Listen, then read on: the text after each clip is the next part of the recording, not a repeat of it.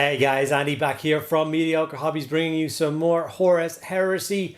Games Workshop has very kindly sent me out the new Mechanicum Battle Group box set for me to make some videos for you guys and help you get your Mechanicum forces on the table, ready to serve the Imperium.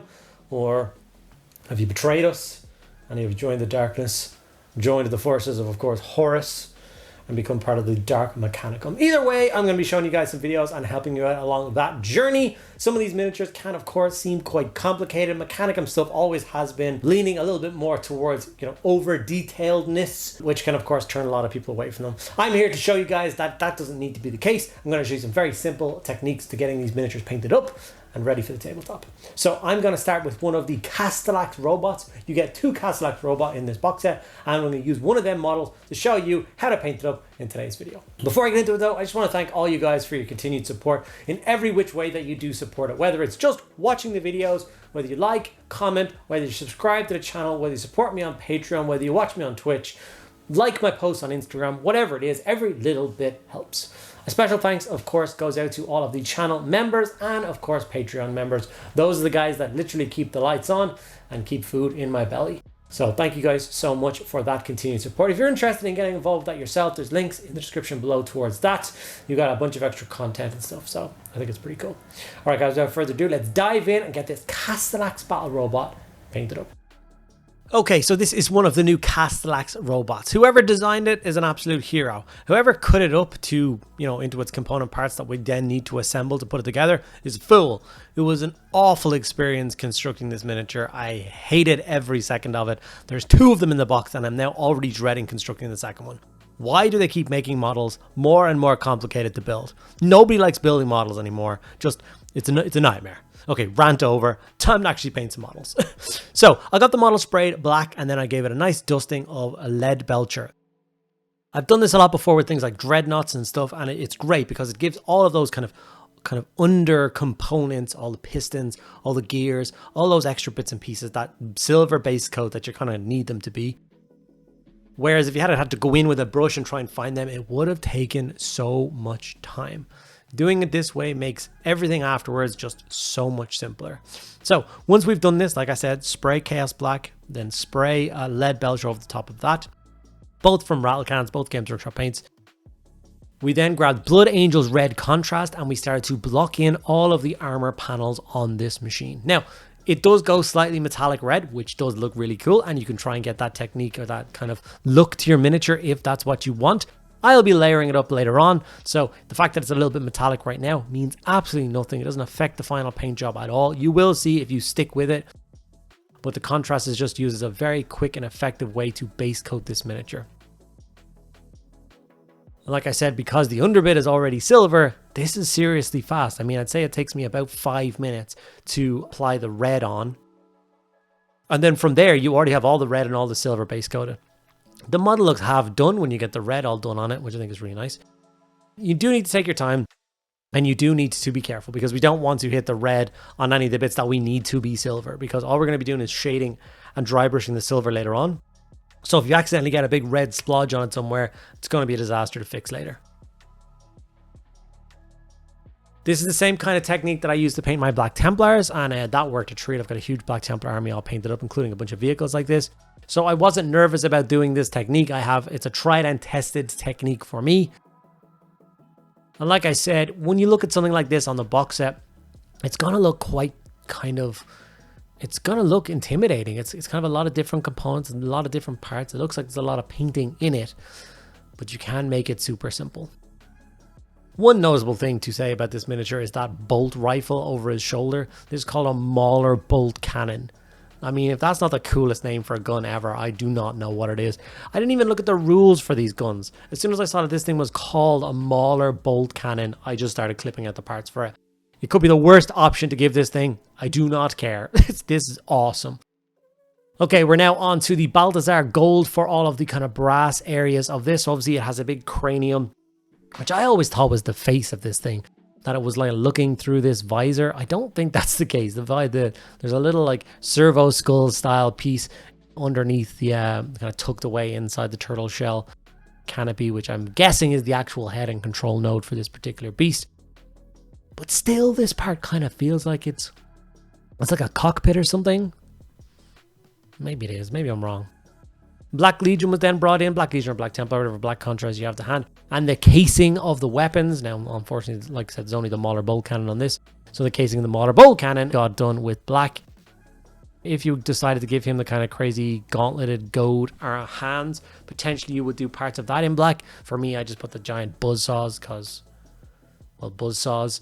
What more do I need to say? And there's additional bolters in the wrists. Now that I'm thinking about it, the bolters in the wrist probably should have had their casings done in black as well. I only noticed that now that I'm in the editing process. But I've also done all of the cables, anything that would be like a soft seal on this. So there is a bunch of cables connecting different parts and a whole heap of cables coming out from the back of the thing. So I got those all blocked in with Black Legion as well. After that, we grabbed Null Oil Shade and I applied this all over the entire Castellax robot. Every single component, every single part, adding that nice shade, dulling it all down and getting the whole canopy of model kind of prepped and ready for the layering process.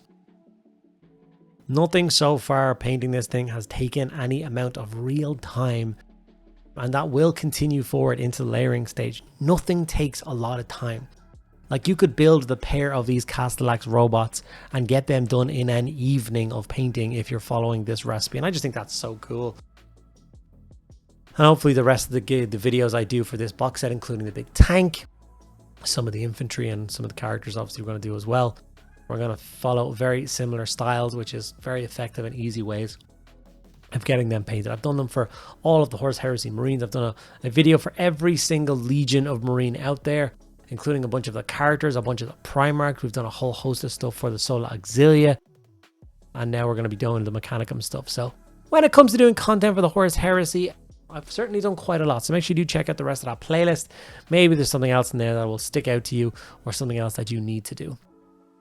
AK Interactive, a Firelands texture paste is what I use for my Mechanicum and all my Space Marines. So I decided to follow that through onto my Castellax robot. The idea of this thing stomping across the fields of Mars obviously means that I'm going to give it a Martian style base. While that's drying, I'm going to start the layering process. So I'm going to start with Mephiston Red and apply this to as a layer to all of those red armor panels. When I say as a layer, we want to get a nice kind of solid coat to it, but we definitely want to leave all the darker areas to the darker red. So the thing that's just been contrast and shaded. So for instance, if you look at the collar bit that we're doing now, you see the red and then you see the silver collar around it. Where the red and the silver color meet, you want to leave that, a couple of millimeters of just a darker color.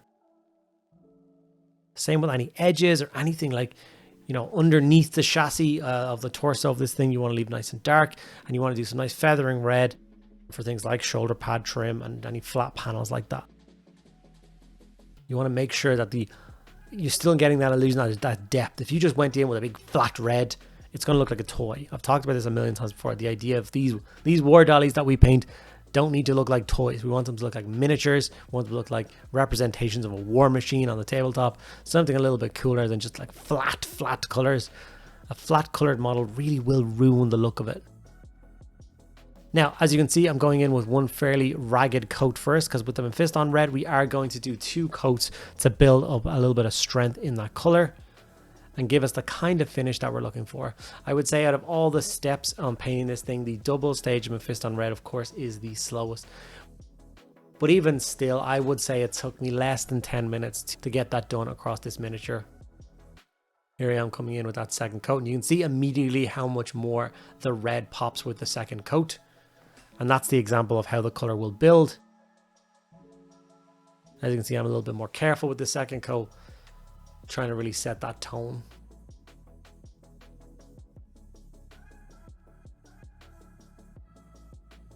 Already, it's looking really nice. Obviously, we have been doing a lot of kind of old world and Age of Sigmar stuff, so it is nice to go back and get a nice bit of 40k or a science fiction content done. Evil Sun Scarlet was then brought in as the final highlight for the red, and it's basically exactly the same as the previous coat, just kind of further out. So if we take the red and silver neck bit there as an example, I'd said to go a couple of mils out. So then you go a couple of mils out further again. So it's like a soft transition between the silver, really dark red, kind of mid-tone red, light red. It doesn't have to be like crazy stark. It doesn't have to be perfection. None of those bits really do matter. Just do your best. get some nice color on. I promise you this thing will look awesome at the end.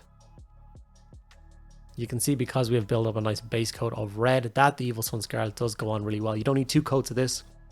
A single solitary kind of feather coat of that over the model is going to look great. We're doing things like over the shoulder pad. As you can see, I'm going to stick to that one direction as I just going to rotate the miniature around and leave my hand in the same position. That means that there is any brush strokes, it's just going to look kind of like an effect as opposed to kind of looking odd or a little bit weird. We will be adding, of course, transfers and some weathering to this thing in a moment, so don't worry about that. But transfers are also a very transformative piece when it comes to the miniature hobby. If you're watching this video and you are someone who is averse to transfers, maybe you've had bad experiences in the past or anything like that, please, please, please give them another try. The Games Workshop ones I give in these sets are incredible. If you learn to apply these transfers properly, and I have videos on that already on my channel, you just need a few very basic tools and they will last for hundreds and hundreds of transfers. And they literally add so much to it. You would have this very kind of almost boring miniature, which is just brass, silver, and red. 3 kind of flat tone, normal colors.